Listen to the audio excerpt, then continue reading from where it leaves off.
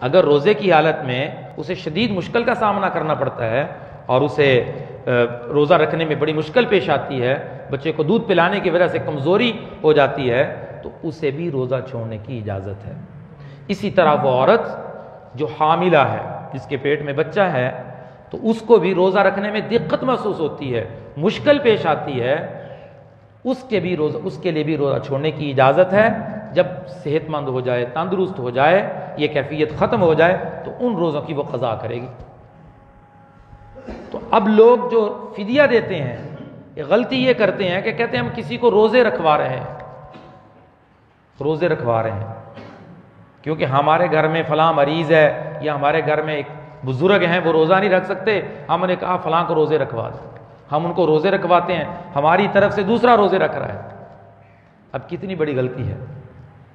اب سوال یہ پیدا ہوتا ہے کہ وہ تو روزے مریض کے رکھ رہا ہے جس کو آپ رکھوا رہے ہیں، جو اللہ نے اس پر فرض کیے تھے اس کے روزے کون رکھے گا؟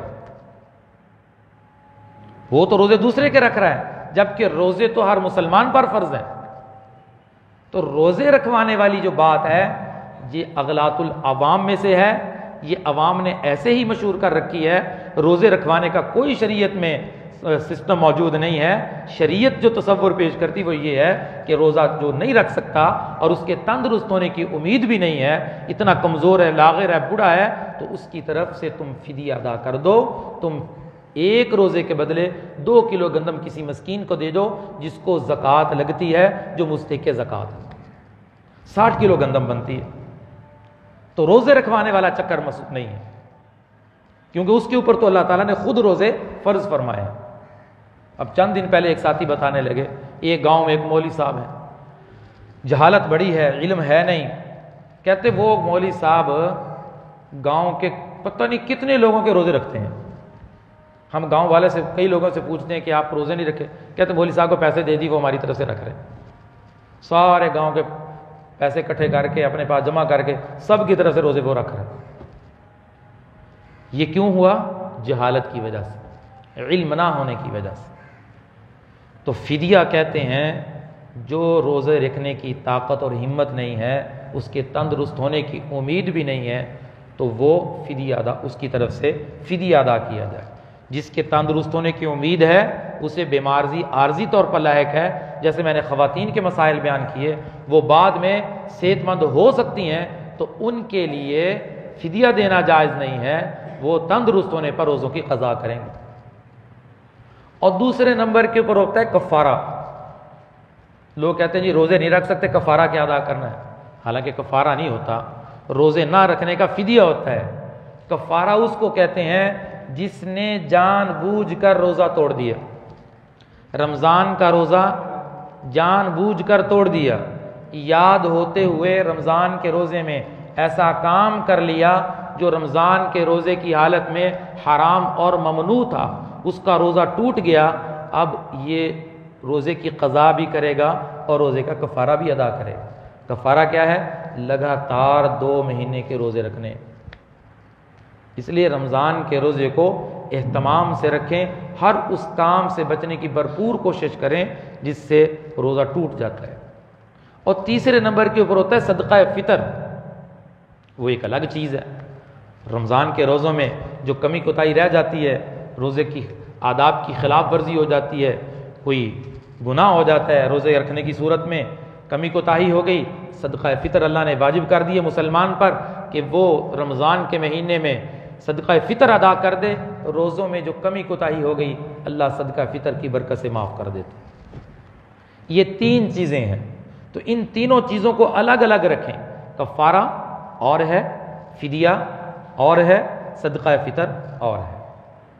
تو اللہ نے رمضان کے روزے مسلمانوں پر فرض فرمائے ہیں، اور رمضان کے روزے کے فضائل رسول اللہ صلی اللہ علیہ وسلم نے اپنی امت کو بتا دیے، تاکہ امت رمضان کے روزے سے غافل نہ ہو جائے، تاکہ امت رمضان کے روزے کو چھوڑ نہ دے، تاکہ امت رمضان کے روزے کو غیر معمولی نہ سمجھے، رمضان کے روزے کو خوشی سے محبت کے ساتھ رکھے، اور کل قیامت کے دن اللہ تعالیٰ اس کے لیے رمضان کے روزے رکھنے کی برکت سے اللہ نے ایک دروازہ جنت کا رمضان کے روزے رکھنے والوں کے لیے بنایا۔ اللہ کے نبی نے فرمایا کہ جنت کے 8 دروازے ہیں، ان میں سے ایک دروازہ ایسا ہے جس کا نام ریان ہے، یدخلون، اس میں الا الصائمون، اس میں روزے دار داخل ہوں گے، اور دروازہ پکارے گا کہ روزے دار مجھ سے داخل ہو جائیں۔ میرے نبی نے فرمایا کہ جنت میں اللہ روزے داروں کے لیے دسترخوان لگائے گا، اور اعلان ہوگا وہ کہاں ہے جو دنیا میں اللہ کے لیے پیاس برداشت کرتے تھے، کہاں ہیں جو بھوک برداشت کرتے تھے، وہ اس دسترخوان پہ آئے کہ انہوں نے بھوک کو برداشت کیا، انہوں نے پیاس کو برداشت کیا، آج وہ اللہ کے اس دسترخوان پہ جنت کی شراب طہور اللہ انہیں پلائے گا، آج اللہ انہیں جنت کے کھانے کھلائے گا۔ ایک ایک ادا کے ایک ایک ادا پہ رمضان کا روزہ رکھنے والے کی عبادت لکھی جاتی ہے۔ رمضان کا روزہ رکھنے کے بعد آپ نے کچھ نہیں کیا، آپ سو گئے، پورا دن سو کر گزار دیا، آپ نے عبادت میں گزار دیا۔ روزہ رکھا ہوا ہے، آپ عبادت کر رہے ہیں۔ نماز کا روزہ، نماز کا بدلہ جنت، زکوٰۃ کا بدلہ جنت، قرآن کی تلاوت کا بدلہ جنت، نفل کا بدلہ جنت، ذکر کا بدلہ جنت، صدقہ خیرات کا بدلہ جنت۔ لیکن رمضان کا روزہ میرے اللہ نے فرمایا کہ رمضان کا روزہ اتنا عظیم الشان عمل ہے کہ رمضان کے روزے کا بدلہ جنت نہیں، فرمایا الصوم لی وانا اجزی بی، رمضان کے روزے کا بدلہ میں خود ہوں، رمضان کے روزے کا بدلہ میں خود ہوں۔ جس کو اللہ ملا اسے سب کچھ ملا، جسے اللہ نہ ملا اسے کچھ نہ ملا، جس نے اللہ کو راضی کیا سب کچھ اس کا ہو گیا، جنت بھی اس کی، جنت کی شراب طہور بھی اس کی، جنت کی نہریں بھی اس کی، جنت کے حور و قصور بھی اس کے، جنت کے غلمان بھی اس کے۔ جس نے اللہ کو نہ پایا، جس نے اللہ کو نہ پایا تو بہت بڑے نقصان اور خسارے میں چلا گیا۔ والعصر ان الانسان لفی خسر، ساری دنیا کے انسان خسارے میں ہیں، لیکن کامیاب وہ ہے جو اللہ کی مان کر چلتے ہیں۔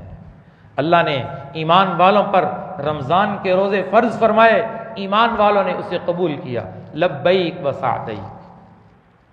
تو ہر مسلمان رمضان کے روزے کو اہتمام سے رکھنے کی نیت کر لے۔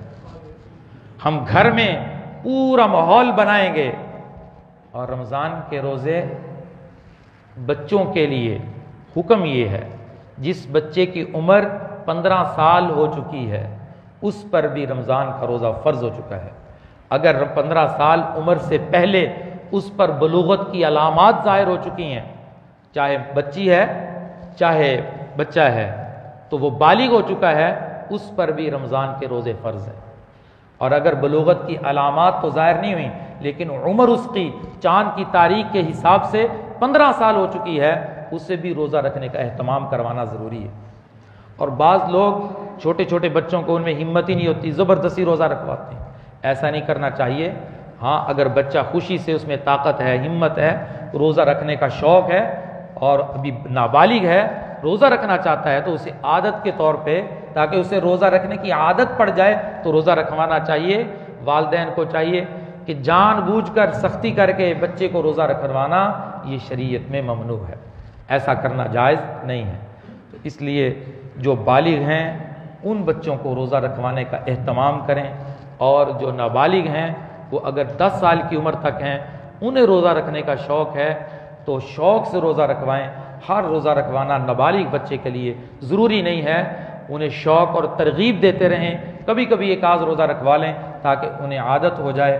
اس کے علاوہ جو بالغ بچے ہیں انہیں روزہ رکھوانے کی بھرپور کوشش کریں تاکہ یہ آنے والا رمضان اس روزے کی برکت سے اللہ تعالی ہماری بخشش اور مغفرت کا ذریعہ بنا دے۔ اس لیے میرے نبی نے فرمایا من صام رمضان ایمانا و احتسابا، جس نے رمضان کا روزہ رکھا، ایمان کی حالت میں رکھا، اللہ کے لیے رکھا، غفر لہ ما تقدم من ذنبی، اللہ اس کے سارے گناہوں کو معاف کر دیتا۔ اور عزم کر لیں کہ رمضان کا روزہ گناہوں سے بچ کر رکھیں گے، وگرنہ رمضان کا روزہ خراب ہو جائے گا، رمضان کے روزے کے اوپر ملنے والے جو انعامات اس سے محروم ہو جائیں گے، کیونکہ گناہوں سے بچنا فرض ہے، اور گناہ ہمارے معاشرے میں اتنا عام ہو چکا ہے، اتنا عام ہو چکا ہے کہ لوگوں نے گناہ کو گناہ سمجھنا ہی چھوڑ دیا ہے۔ اور سب سے بڑا گناہ اور جو زیادہ پھیلنے والا گناہ وہ بد نظری کا گناہ ہے، جو موبائل کے ذریعے، ٹی وی کے ذریعے، کیبل کے ذریعے پتہ نہیں کتنے آلات آ چکے ہیں، اس کے ذریعے یہ بد نظری کا گناہ سب سے زیادہ پھیل رہا ہے۔ تو عزم کر لیں کہ رمضان میں اپنی نگاہوں کو پاک رکھیں گے، اپنے کانوں کو پاک رکھیں گے، اپنی زبان کو پاک رکھیں گے، اپنے دل کو پاک رکھیں گے، اپنے دماغ کو پاک رکھیں گے، اپنے پیٹ کو پاک رکھیں گے۔ صرف ہمارا پیٹ روزہ نہیں رکھے گا، ہمارے سارے اعضاء روزہ رکھیں گے، تو یہ روزہ خوبصورت بنے گا۔ اس روزے کے متعلق میرے نبی نے فرمایا، یہ روزہ جہنم سے اتنا دور کر دیتا ہے، اتنا دور کر دیتا ہے، جتنا بچپن سے لے کر بوڑھا ہونے تک وقت لگتا ہے، اتنا دور ایمان والے کو جہنم سے دور کر دیا جاتا ہے۔ جتنی زمین و آسمان کی مسافت ہے، روزے دار کو اللہ جہنم سے اتنا دور کر دیتا ہے۔ تو روزے کے سارے انعامات حاصل کرنے کے لیے ہم ابھی سے ترتیب بنائیں، عزم کریں، اپنے کاموں کو کم کر دیں گے لیکن رمضان کا روزہ نہیں چھوڑیں گے۔ اللہ ہمیں ان باتوں پر عمل کی توفیق عطا فرمائے۔ وآخر دعوانا الحمدللہ رب العالمین۔